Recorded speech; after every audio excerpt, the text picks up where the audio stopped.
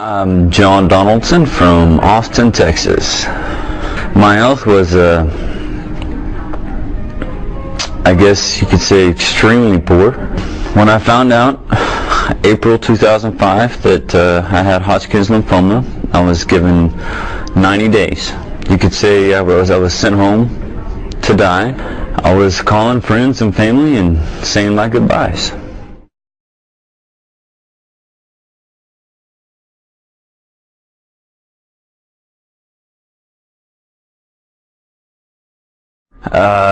What I saw was my rib cage, of course, and two big white lobes with dark spots at the bottom. You know, approximately on my right lung there was about 2 inches of dark, right? And approximately on my left lung there's about 4 inches of dark lung.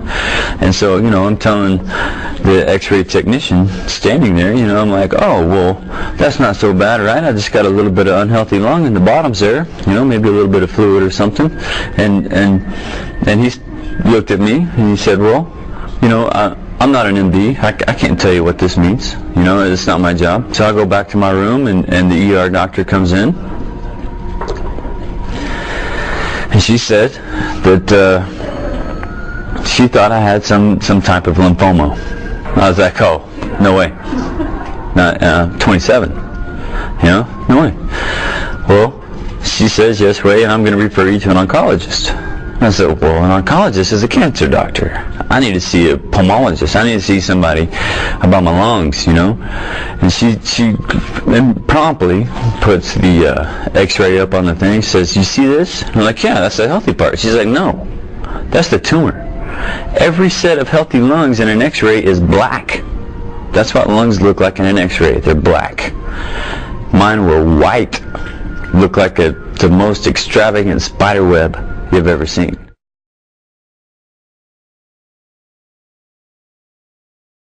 I go in, they give me 2 milligrams of liquid Ativan, they give me a shot of steroids, you know, so I can handle the medicine, and then they start the drip. The drip takes approximately 6 hours. You know, I sat there for 6 hours and I got my drugs, and you know, by the time you're done, you don't know what's up, you don't know what's down.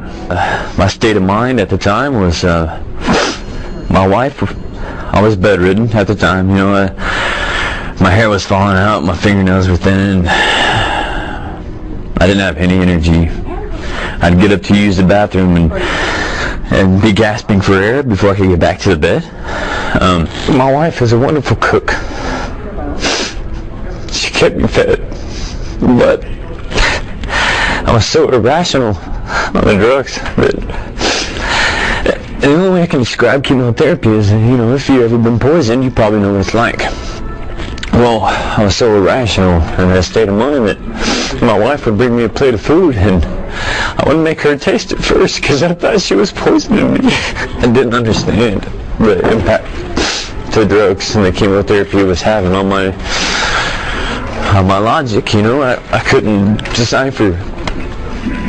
I was literally crazy. I go in for my second treatment and my red blood cell level is so low they can't treat me because it would kill me.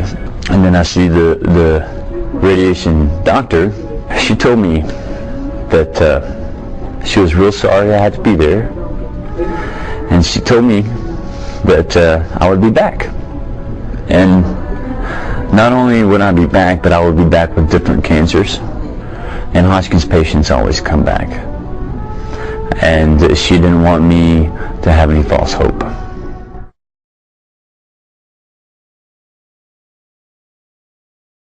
Two months, I get a CT scan.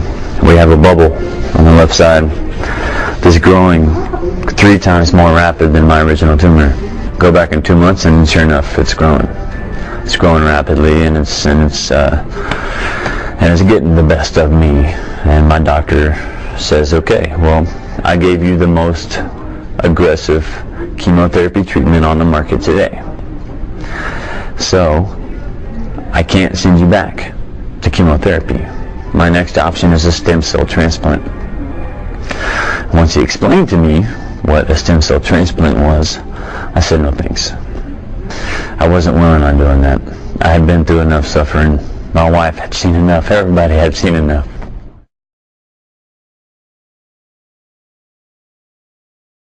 So, you know, my mom calls me up and she's excited and she says, well, I don't know what's going to happen, but I want you to try this juice. Can you promise me you're going to try this juice? So it's my mom, you know, and I'm sick, and of course, I say, yes, Mom, of course, give it to me.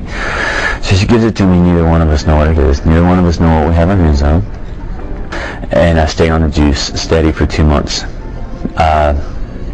In the meantime, I guess I drank, you know, 6 bottles a month. You know, I maybe went to 10 to 12 bottles, okay?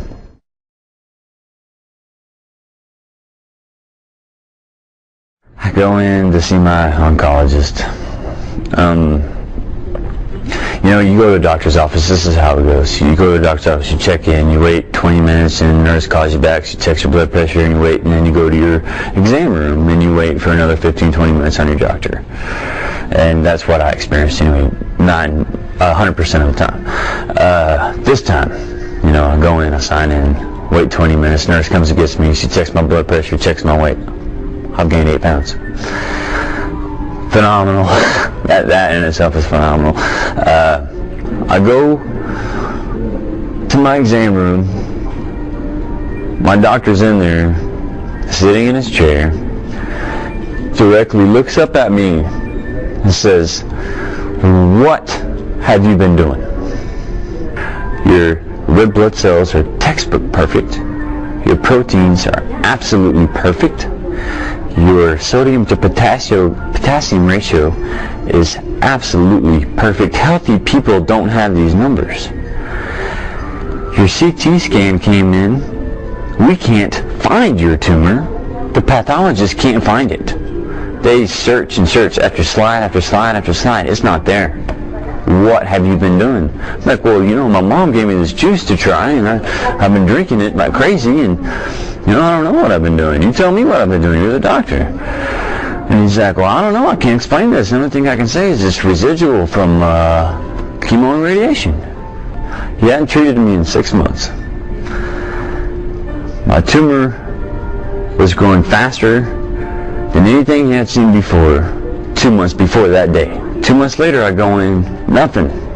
Not one cancer cell. Not any low red blood cell count. Not any low proteins.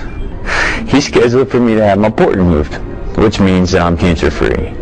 Hodgkin's patients don't get their ports removed. Hodgkin's patients only get their ports replaced. I don't have a port catheter, and I'm cancer-free today.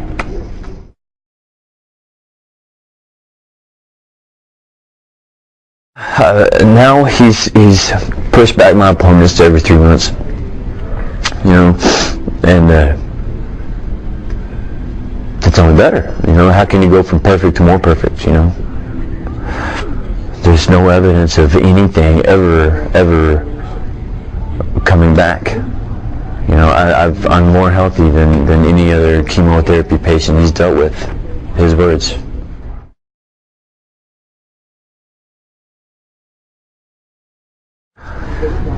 At first, I wasn't sure, you know, the juice, miracle, what was it? But, you know, when I run out, I know it. Within 48 hours, I know it. It's harder for me to wake up. My digestive system, my digestive tract from mouth to colon is not the same as it was 48 hours ago. Chest pains, night sweats. Literally, within 48 hours of running out of the juice, I will never be without juice.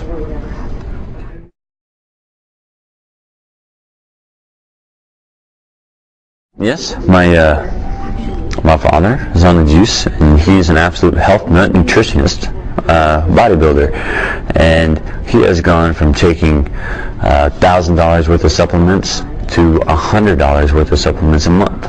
And my mother's on the juice. She suffered from breast cancer before I found out I had cancer, and she had a lot of residual effects from her chemotherapy. Washed it out of her system. Gave her complete health as well.